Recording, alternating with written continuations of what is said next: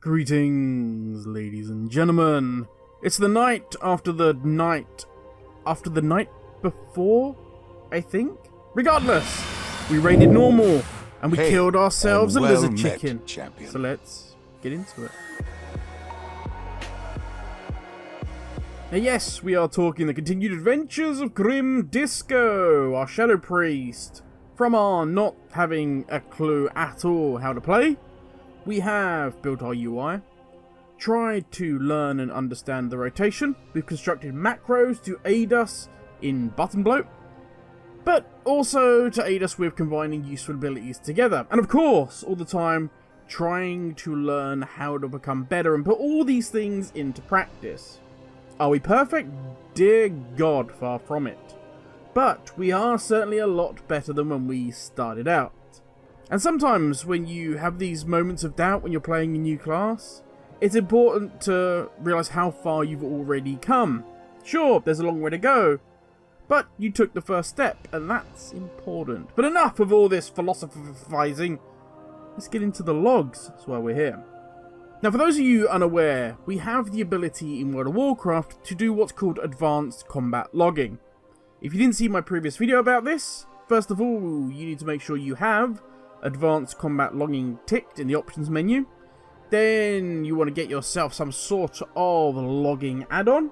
This basically just makes it easier to create logs. You can do it manually, but it's too much hassle. Instead, you can set up an add-on to let you know what you want to record, what you don't want to record. Do you just want to record M+, you just want to record raiding, you just want to record heroic raiding, and blah, blah, blah, blah, blah. You get the idea. But this is all stuff, as I say, in other videos that I have done. The long and the short is that once the log has been completed, you will be able to upload it. This goes into the Warcraft logs little desktop app. Once done, voila, your logs are available for viewing. Now once you've opened the log page, you are presented with each one of the raid bosses and any M+ that you have done. So the raid will be broken down per boss, and the dungeon will just be in its entirety.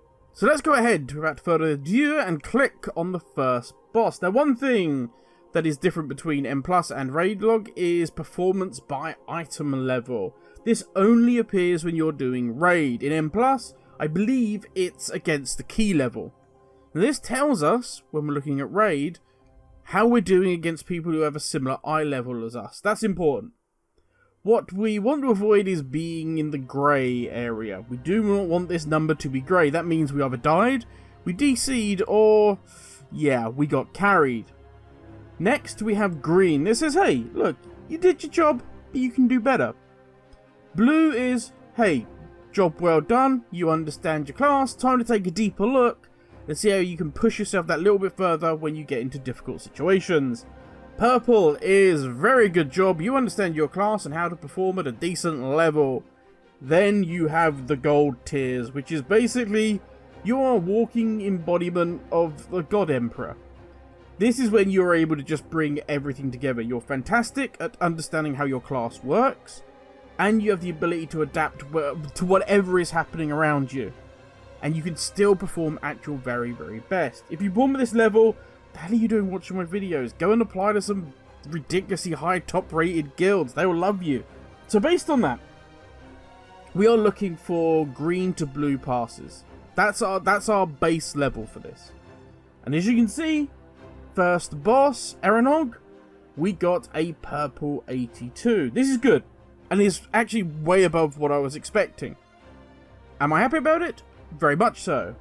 But thinking that we're great and there's obviously no more improvement to be had is very much wrong. That's not how we're going to get better. I know I messed up a lot. There was various things that just didn't feel right during the fight. If you've ever been quickly entering numbers into Excel and you know before you can even see it on the screen, you just know you just hit the wrong button. No, that wasn't the one I meant to hit. Just instinctively. I had that several times throughout all of these fights. Just like, nope, that didn't feel right. I messed up there. But if you've never seen logs before, this may look extremely overwhelming. There's a lot of information here. You can look at your damage profiles, you can look at healing, you can look at interrupts, resource management, buff times, how much downtime you've had. It is a huge amount to take in. So something I would suggest, if you're just getting into logs, is taking something like this and putting it into what is called WoW Analyzer.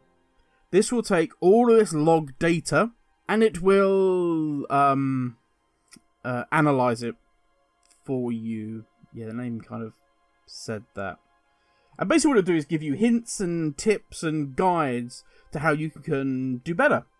So we're going to take our log from Eranog, we're going to drop it into the analyzer, and there we go. We can see everybody that was in the raid. Now we care about Disco, so let's go ahead and click on her. Now first up we have the summary page, and this is going to hit us with our core class mechanics. First up is the Shadow Priest fuel. And by fuel I mean insanity, the thing that we build up that we can spend on our big stuff. For various other classes it could be Ruin Power, it could be Maelstrom, it could be Soul Shards. But the number one priority for any class that has sort of a builder spender mechanic is don't waste these resources. Wasted resources equal a loss in DPS. And we can see here we got a big thumbs up on this one. 0% wasted insanity. Now following up with this we have two big spender abilities. Devouring Plague and Mind Sear. My Devouring Plague uptime could be better, but I'm happy. I'm happy at this point with my Devouring Plague. The issue is Mind Sear. My AoE on the Shadow Priest is shocking, something I already know I need to work on. And in fact, when we look at how we passed on each of the bosses, everything that had a AoE component, we didn't do very well on. So that's something we need to do better. And next we have the dots. 88%. Not what I was looking for. I would be looking for higher. But is that something to do with the boss fight? Was it not attackable at that time? Mind Blast, another big core spell.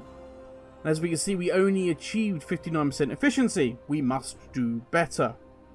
Next up is our big cooldowns. Now first, our short cooldowns. We have Shadow Crash, which should be used basically on cooldown unless we can save it for a little bit of a bigger pack.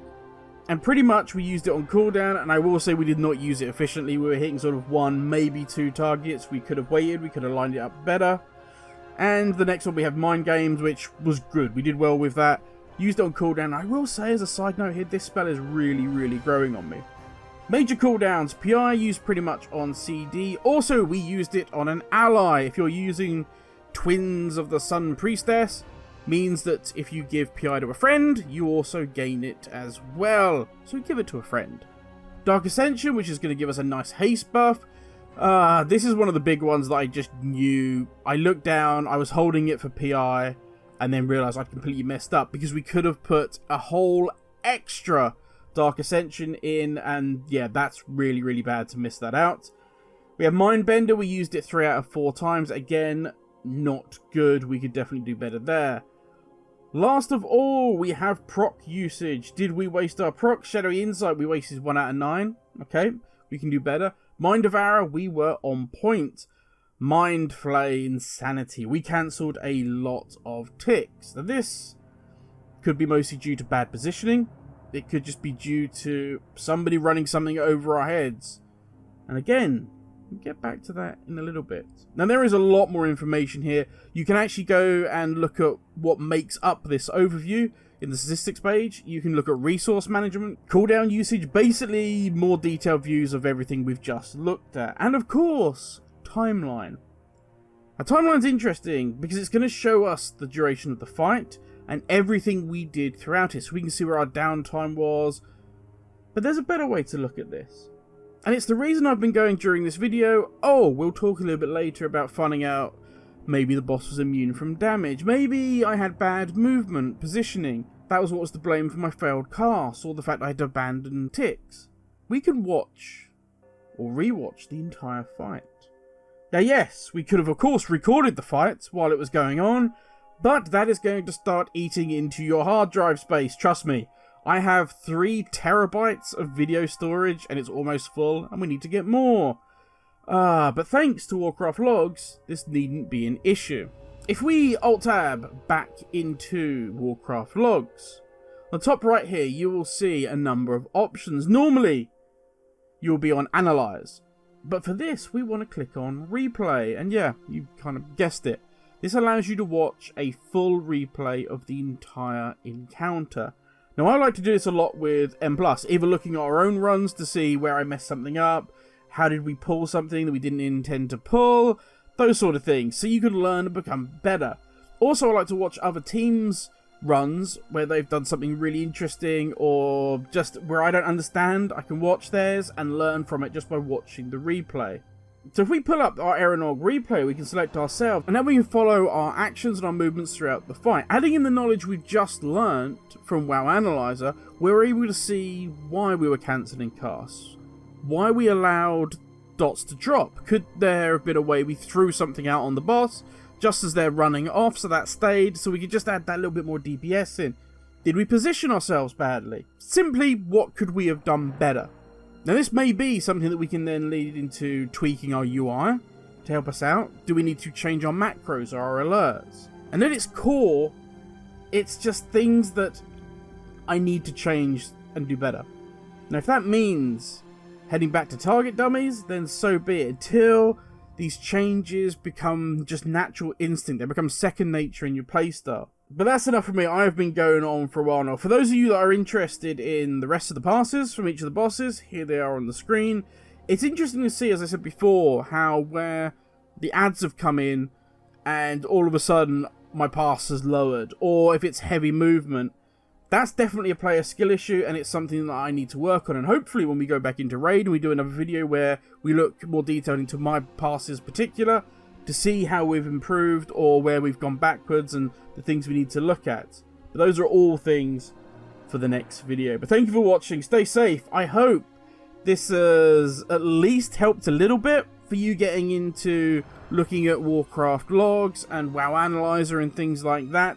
We will be, as time goes on, going into more details, looking at very specific things like necessarily interrupts, wasted resources, all those sort of things, but we'll break them down video by video, because this is just an overview and it's already going to be like 15 minutes long. But yeah, thanks for watching, stay safe, catch you all later, have a good one.